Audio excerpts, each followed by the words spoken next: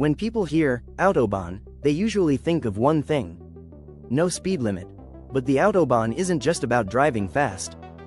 It's the result of almost 100 years of engineering, politics, rebuilding, and strict driving culture. And the truth is, most of what people believe about it is either incomplete or completely wrong. So let's start from the beginning. The Autobahn did not begin in the 1930s. The concept of roads built exclusively for cars started in the early 1920s. At that time, Germany, like most of Europe, still had roads shared with horses, bicycles, and pedestrians. Engineers were already thinking ahead. In 1921, the Avis Road near Berlin opened. It was built as a testing and racing track, but it introduced something revolutionary: a road with no intersections and controlled access. By the late 1920s, regional planners were already discussing a nationwide motorway system connecting major cities.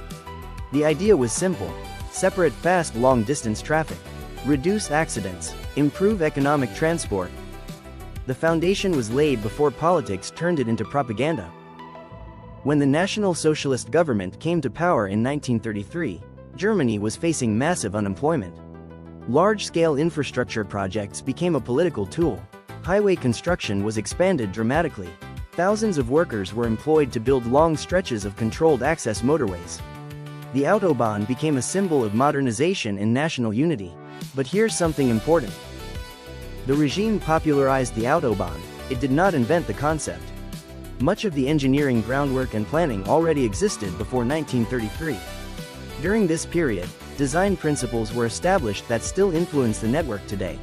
Long curves instead of sharp bends, wide lanes, grade-separated crossings, strong concrete foundations. It was advanced for its time. World War II interrupted everything. Bridges were destroyed, sections were damaged, construction stopped. After 1945, Germany was physically and economically devastated. Rebuilding the Autobahn became part of rebuilding the country. In West Germany especially, the growing automotive industry and economic recovery demanded efficient transport routes. The network expanded rapidly during the 1950s and 1960s, supporting what became known as the economic miracle. The Autobahn shifted from political symbol to economic backbone. This is the question everyone asks. Why does Germany still allow unrestricted speed on parts of the Autobahn? First, a clarification. There is no universal speed limit, but many sections do have limits. Urban areas, construction zones, high traffic regions, all regulated.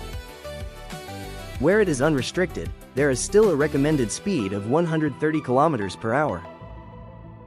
The reason this system works is not randomness, it's structure.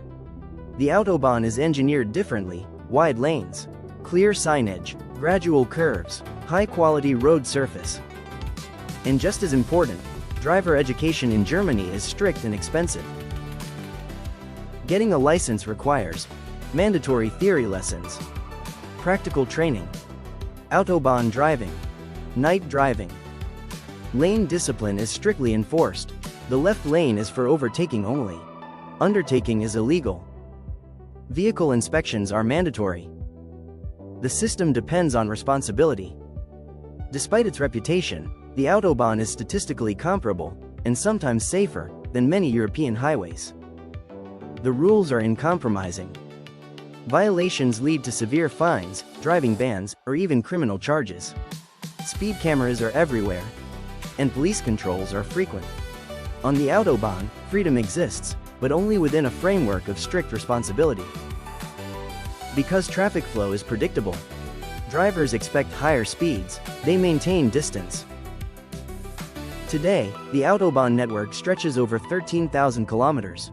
It connects industrial regions, major cities, international borders, European trade routes. It supports one of the world's strongest automotive industries, like Mercedes, BMW, and Porsche.